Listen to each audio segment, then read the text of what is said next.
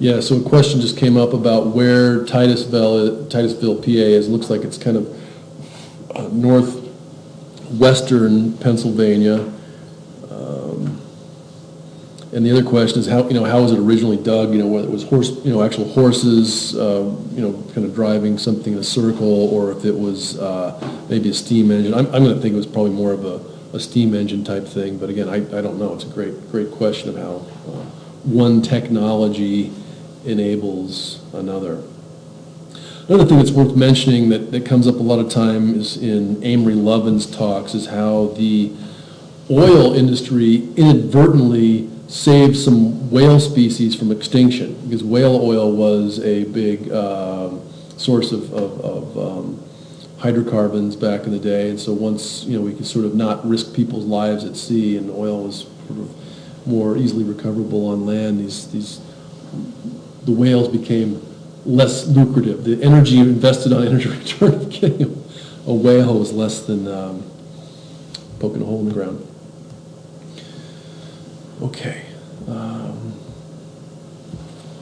So next, we're going to get into oil refining products.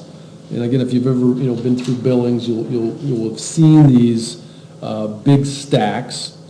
And so once you've got your oil tapped and it's coming in either by truck or by pipeline, it's just going into a giant hot column. And just as we saw previously, where the earth had been more or less distilling oil and natural gas for millennia, naturally by compressing and cooking it, the same thing happens in these distillation towers. So the hot crude oil is fed in, it gets hot, something that is at again relatively high temperature, and you can look at this figure kind of like the atmosphere, like a miniature atmosphere, if you will. So it's sort of warmer down near the ground. This is we have the inversion effect here in the valley that keeps the valley kind of warm. Same thing here. Off comes the heavier, longer chain molecules. Here's the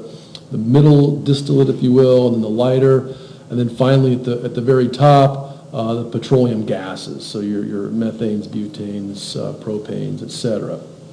Now, no process is perfect. We just saw previously you're never going to get 100% out of everything. But if you've got the system enclosed like this, and you're doing some condensing or cooling, any longer chain molecule that might have made its way to the top has its second chance. So it's sort of coming back down here, raining through these baffles, and then it's got another chance. So there's a lot of literal recycling going on right inside this tower.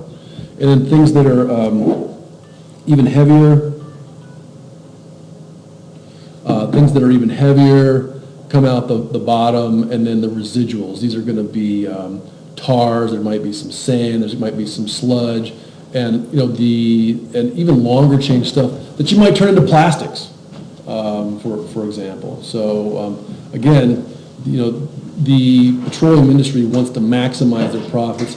They're going to figure out something to do with these materials. You don't typically hear about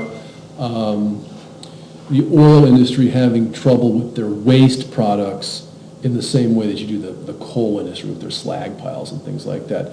Another interesting thing that come out, so many cosmetics come out of this, like food actually comes out of here. And really in a lot of ways, the more profitable chemicals, benzene comes out of here. The more profitable chemicals are not things that you typically think of a combustion product. You're going to get many more dollars per gallon or dollars per gram out of some of the more specialized.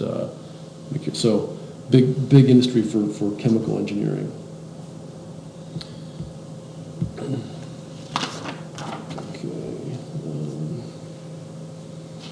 It says getting more of what you want. So the above description of oil refining is a very much simplified version of what happens. A lot of mixtures, there's sweet crude, sour crude, etc., depending on what sulfur's in there.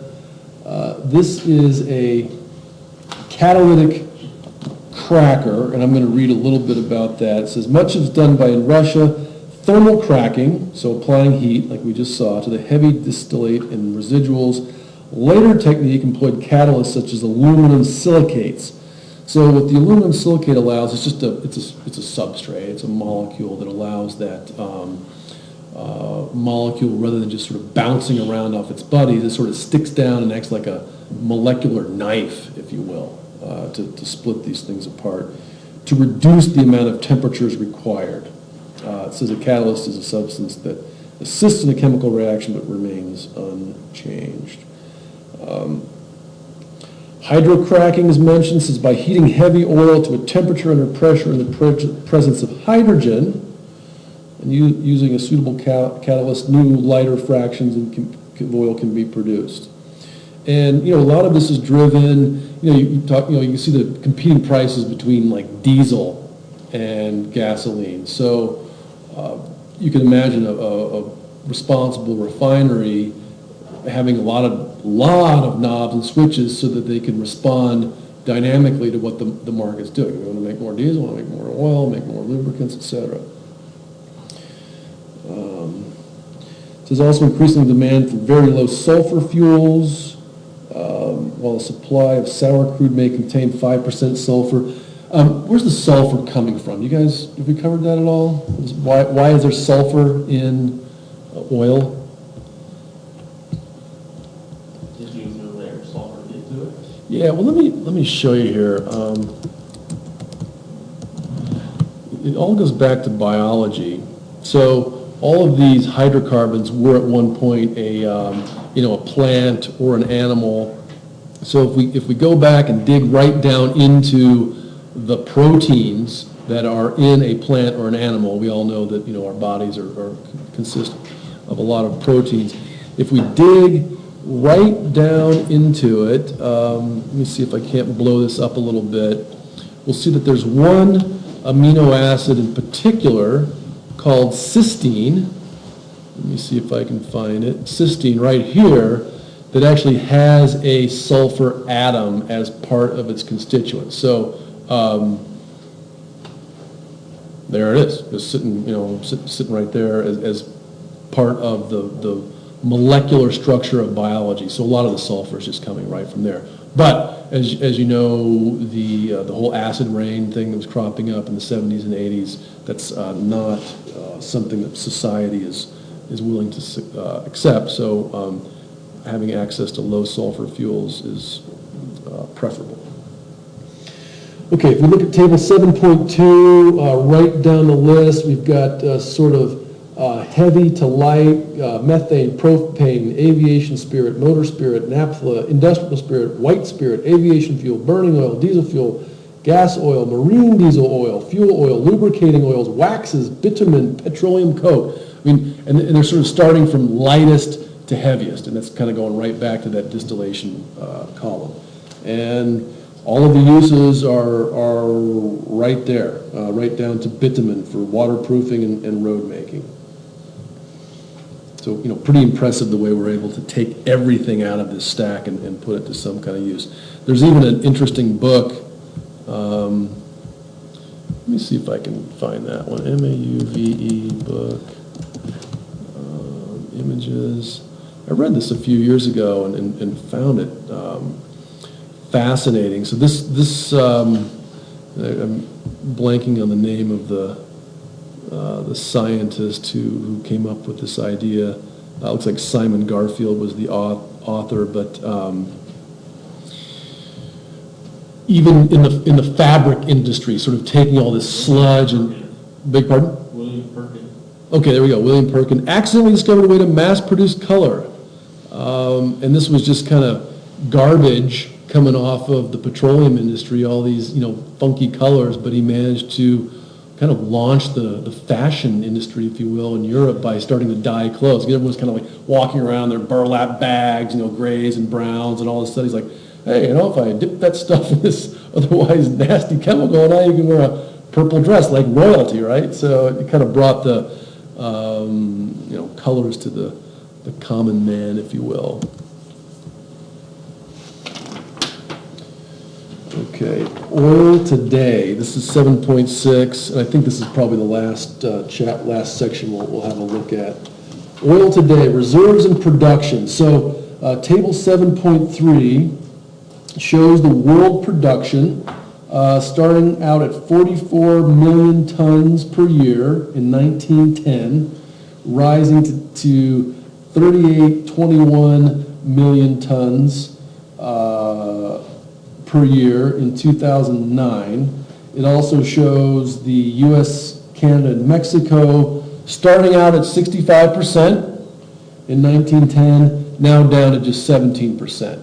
I did mention previously that oil production on the U.S. continent peaked in the mid-70s, and that's borne out by the fact that we're only at 17% now. You can see that the Middle East has risen to up to 30%. Former Soviet Union was sort of up, down, back and forth. They're kind of steady right around just beneath 20%.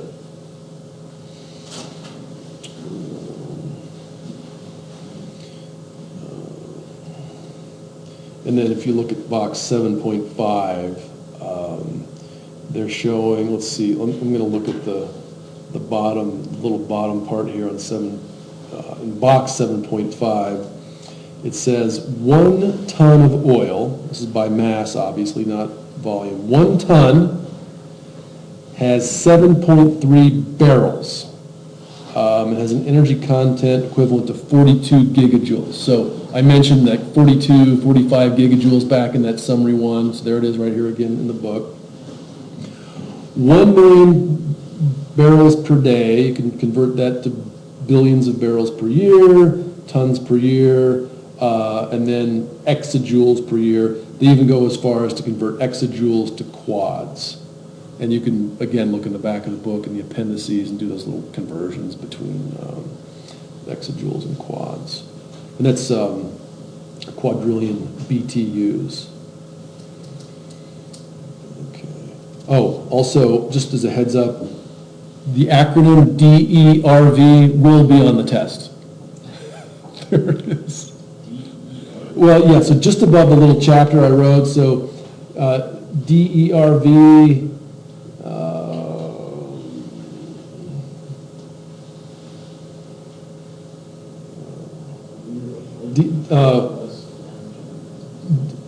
road diesel fuel. So it's diesel fuel for road vehicles, DERV.